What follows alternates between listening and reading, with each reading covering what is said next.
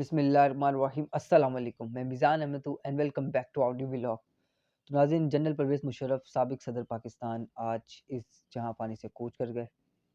एक बहादुर सिपहसालार थे पाकिस्तान की तारीख़ के, जिनकी गवाही खुद भारत ने दी है और बहुत एक काबिल शख़्स थे, बहुत पढ़े लिखे शख़्स थे।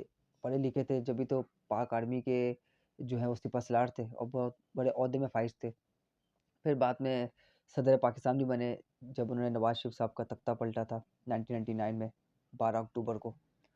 तो अब इनकी थोड़ी बहुत शुरुआत से हम बताते हैं। सेंट पैट्रिक हाई स्कूल से इन्होंने तालीम हासिल की, फिर इन्होंने पाकिस्तान मिलिट्री अकेडमी से मज़ीद तालीम हासिल की, फिर आला तालीम के लिए जो है ये फिर लंदन चले गए और फिर उसके बाद ये पाकिस्तान की आर्मी में इन्होंने अपनी जगह बनाई और अब पाकिस्तान में फिर ये जॉइंट चीफ ऑफ स्टाफ भी रह चुके थे। फिर बाद में इनको चीफ आर्मी स्टाफ बनाया गया। जहांगीर करामत को हटाने के बाद जब नवाज़ शरीफ साहब ने जहांगीर करामत को निकाला था, फिर जनरल परवेज़ मुशर्रफ साहब को जो है वो चीफ आर्मी स्टाफ बनाया था। जनरल परवेज़ मुशर्रफ साहब की जो है वो नवाज़ शरीफ साहब से जो है इख्तिलाफ़ात कुछ इस तरह हुए थे कि कारगिल की जंग के बाद से इन दोनों के बीच इख्तिलाफ़ात शुरू हो गए थे।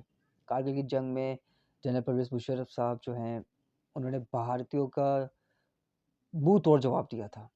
भारतीयों को गले से पकड़ लिया था भारतीय फ़ौज को और जनरल बख्शी खुद इस बात की गवाही दे चुके हैं कि अगर कारगिल की जंग में मुशर्रफ को अगर नवाज़ शरीफ साहब ने ऑर्डर अगर ना देते, तो वो हम जंग हार चुके थे। दबोच लिया था जनरल परवेज़ मुशर्रफ साहब ने, बहुत ही बहादुर लीडर थे।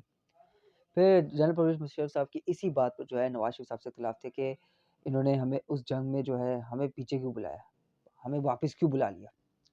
तो जनरल परवेज़ मुशर्रफ साहब जो हैं फिर एक तकरीब में खिताब करते हुए उन्होंने फिर ये भी कहा, जब कारगिल की जंग हुई थी, तो कराची में एक तकरीब से खिताब करते हुए उन्होंने एक गैर रस्मी गुफ्तगू की।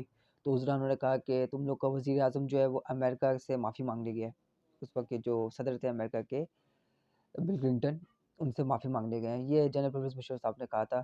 फिर जनरल परवेज़ मुशर्रफ साहब जो है वो श्रीलंका गए थे। श्रीलंका से जब वो उस दौरे पे गए थे, एक सरकारी दौरे पे गए थे, चीफ़ आर्मी स्टाफ के ओहदे पे थे, फ़ाइज़ थे और उस नाम पे वो गए थे श्रीलंका का टूर करने।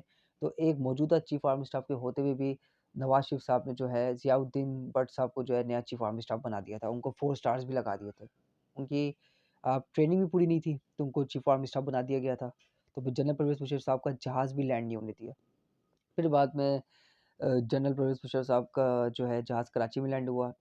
जनरल उस्मानी साहब आए थे, उन्होंने कराची को जो है कराची के इत्तलात जो है सँभाले और फिर जनरल परवेज़ मुशर्रफ साहब का जहाज़ लैंड किया और जैसे ही जनरल परवेज़ मुशर्रफ साहब जहाज़ से निकले, तो सारे आर्मी ने उनको सैल्यूट किया और फिर जनरल परवेज़ मुशर्रफ साहब ने जो है नवाज़ शरीफ साहब का तख्ता पलट दिया और नवाज़ शरीफ साहब से बाकायदा कुछ जर्नैल जो हैं वज़ीर-ए-आज़म हाउस भी गए थे और उन्होंने नवाज़ शरीफ साहब से इस्तीफ़ा माँगा था।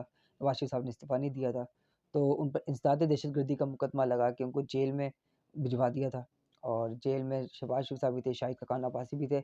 इनको फिर जो है कुछ अरसे जेल में रहे, फिर बाद में इन्होंने डील-वील करके फिर इस मुल्क से बाहर चले गए, तो 10 साल जो है नवाज़ शरीफ साहब जो हैं वो इस मुल्क से बाहर रहे। फिर लंदन और सऊदी अरब का जो है वो दौरा करते गए। तो बड़े हँसते-खेलते गए थे इस मुल्क से और बताया तो दुनिया को इसी तरह था इस मुल्क को कि हमें जिला वतन किया गया है। तो जनरल परवेज़ मुशर्रफ साहब को जिला वतन किया गया था। उनको इम्पीचमेंट के ज़रिए उनको निकाला गया था। उन पर गद्दारी का मुकदमा लगाया गया था कि इन्होंने इमरजेंसी नाफ़िज़ करने की कोशिश की थी 2007 में।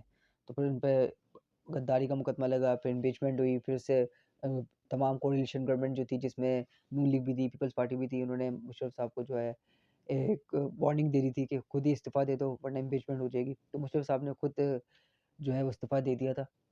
तो एक बहुत ही काबिल सिपहसालार थे पाकिस्तान की तारीख़ के सबसे, अगर हम कहें कि बहादुर सिपहसालार थे, तो ये इसका इसका ये कहना गलत नहीं होगा क्योंकि खुद उनकी गवाही जो है वो भारतीयों ने दी है।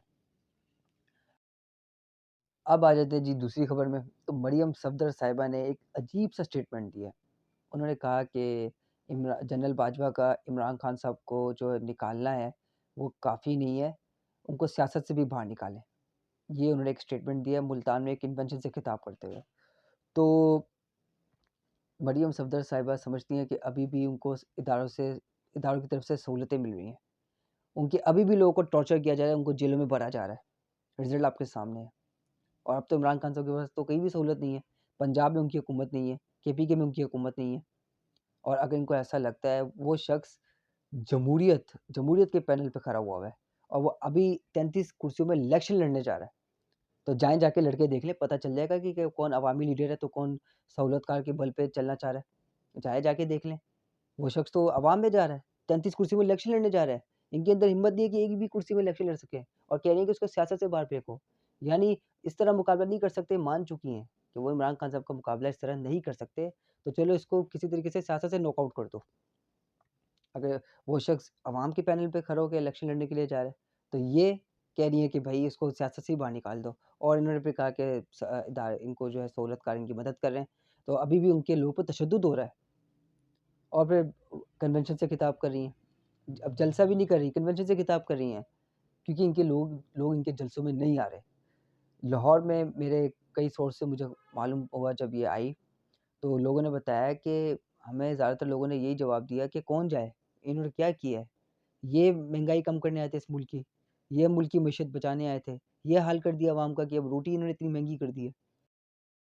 अब आ जाते जी तीसरी खबर में, तो इमरान खान साहब ने जो है वो जेल भरो तहरीक जो नए मिशन का जो आगाज़ किया है, वो उन्होंने इस तरह किया कि 4 लाख लोगों को वो कह रहे हैं कि अब जेलों में हमारे पूरे पाकिस्तान में 4 लाख लोग जेलों में जाएँगे।